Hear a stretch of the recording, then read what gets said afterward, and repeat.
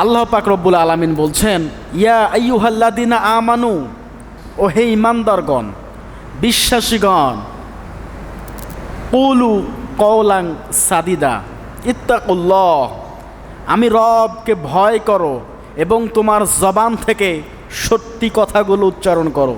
কি কথা বলতে হবে? সত্য কথা। সত্য কথা বলতে হবে কি হবে না? সত্য কথা বলতে হবে। ক্লাস 3 থেকে 4, 5-এর ভিতরে একটা গল্প আমাদেরকে পড়ানো হয়েছিল, একটা রাখাল তার সম্পর্কে। বইয়ের মধ্যে লেখা ছিল, একজন রাখাল ছিল, তার কয়েকটা ছাগল ছিল। সে বনের এক কর্নারে এক জায়গায় গিয়ে ছাগল চড়াতো। তো ছাগলগুলোকে ঘাস খাওয়ার জন্য মাঠে ছেড়ে দেয় আর চিৎকার করে বলে, বাঁচাও, আমাকে বাঁচাও, বাঘে আক্রমণ করেছে, আমাকে বাঁচাও। এই যখন বলে তখন মানুষজন ছুটে আসে। ছুটে এসে দেখে রাখাল গাছের উপরে ওঠে মিটমিট করে হাসে। কি ব্যাপার?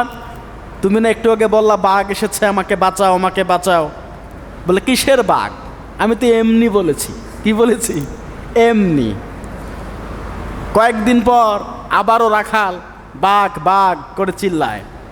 মানুষ তাদের ব্যস্ততা কাজকর্ম ফেলে রেখে ছেলেটাকে বাঁচানোর জন্য ছুটে আসে। এসে দেখে কই, কিসের বাঘ? কোনো তো বাঘ নেই। ও আবার মিটমিট করে হাসে, আমি তো তোমাদেরকে এমনি বলেছি, মজা করছিলাম। তৃতীয় দিনের বেলা বন থেকে সত্যি সত্যি বাঘ বের হয়ে এসেছে। বাঘ বের হয়ে এসে ও ছাগলগুলোকে খেয়ে নিয়ে চলে গেছে। ও আবার চিল্লাচ্ছে, বাঘ, বাঘে খেয়েছে, আমাকে বাঁচান, বাঘে খেয়ে নিল আমাকে। ওই দিন আর কেউ আসে না, সবাই মনে করেছে ও আজকেও মিথ্যে কথা বলছে, যাওয়ার দরকার নেই। কিন্তু সেই দিন যে সত্যি সত্যি বাঘ চলে আসলো, কোন রকম গাছের উপরে ওঠে জীবনটা রক্ষা করেছে। এবার চিন্তা করে দেখেন, বাস্তব যে ব্যক্তিটা মিথ্যা কথা বলে তাকে পরিবার থেকে শুরু করে সমাজ রাষ্ট্র কেউ বিশ্বাস করে না, এমনকি আমাদের মালিকও বিশ্বাস করে না। কথা বলেন, বিশ্বাস করবে? কারণ ও জানে মিথ্যা কথা বলে। একটা লোক যদি মিথ্যা কথা বলার জন্য অভ্যস্ত হয়ে যায়, ও কখনো যদি সত্যি কথাও মুখ দিয়ে উচ্চারণ করে, মানুষ শোনার পরে মনে করে ও এটাও মিথ্যা কথা বলেছে। এরকম হয় কি হয় না?